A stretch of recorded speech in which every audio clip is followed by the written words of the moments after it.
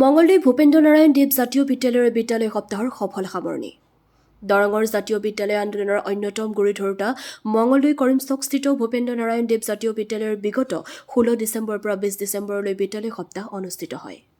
16 ডিচেম্বৰৰ পৰা 19 ডিচেম্বৰলৈ ছাত্ৰ-ছাত্ৰীৰ মাজত অনুষ্ঠিত বিভিন্ন খেল-ধেমালি আৰু সাংস্কৃতিক প্ৰতিযোগিতাৰ অন্তত 20 ডিচেম্বৰ বিয়লি বিদ্যালয়ৰ পৰিচালনা সমিতিৰ সভাপতি ডক্টৰ শ্বহীৰ ভূঞাৰ সঞ্চালনাত অনুষ্ঠিত হয় মুকলি আৰু বঁটা বিতৰণী সভা।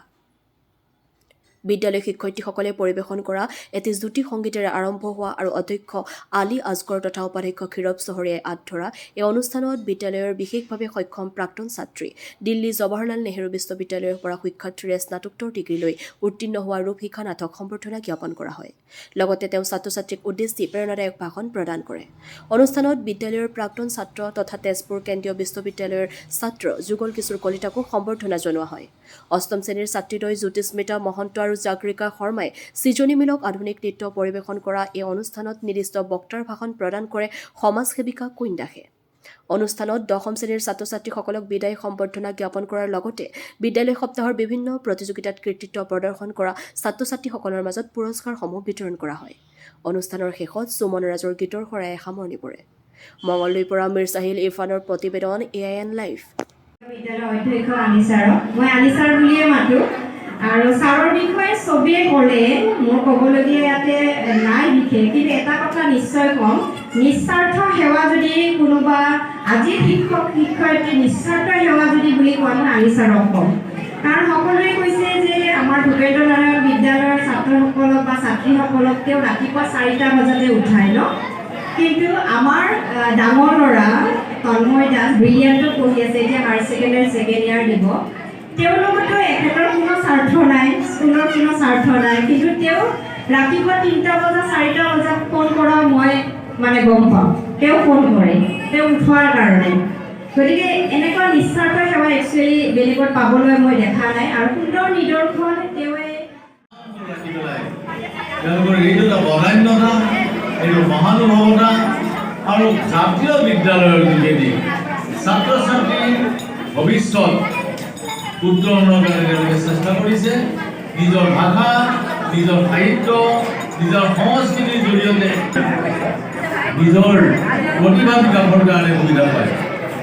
তেওঁলোকে ইংৰাজী মাধ্যমত যিমান পঢ়িলে, যিমান সহায় পালেহেঁতেন, তাতকৈ অসমীয়া মাধ্যমৰ যোগেদি জাতীয়তাবাদৰ পাত ইয়াত শিকি জাতীয় পুৰুষৰ আদৰ্শেৰে আৰু এচাম অক্লান্ত নিষ্ঠাবান আৰু নিজৰ জীৱনকো তুচ্ছ কৰি তেওঁলোকে মানৱ সম্পদ গঢ়াৰ কাৰণে এইখন জাতীয় বিদ্যালয়ৰ যোগেদি শিক্ষকসকলে অধ্যক্ষ ডাঙৰীয়াই বহু পুৰুষাৰ্থ কৰিছে। আৰু মই ভাবোঁ তেওঁলোকে যেনেকৈ কষ্ট কৰিছে তেনেকৈ ফল পাইছে আৰু ফল পাব।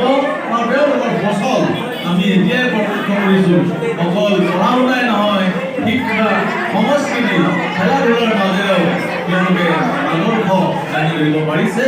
মই আশা ৰাখিছোঁ তেওঁলোকৰ এই প্ৰচেষ্টা সফল হ'ব আৰু অব্যাহত থাকিব।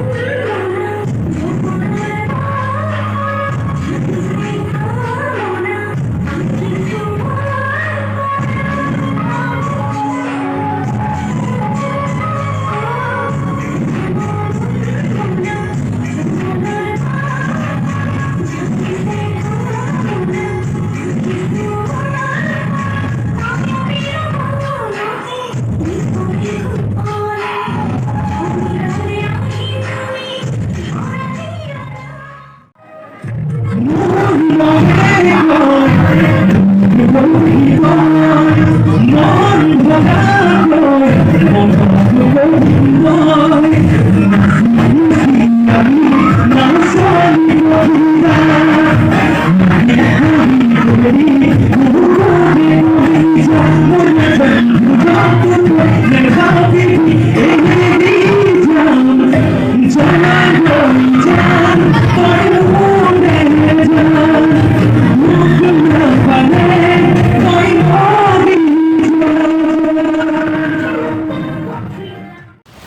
শুভ সংবাদ ৰাইজৰ আশীৰ্বাদত শীঘ্ৰে ছেটেলাইট চেনেললৈ ৰূপান্তৰ ঘটিব AIN লাইভ মুক্ত কণ্ঠ আমাৰ লক্ষ্য যিকোনো খবৰ আৰু বিজ্ঞাপনৰ বাবে যোগাযোগ কৰক 7896121996 লগতে 7002537271 আৰু 9854011916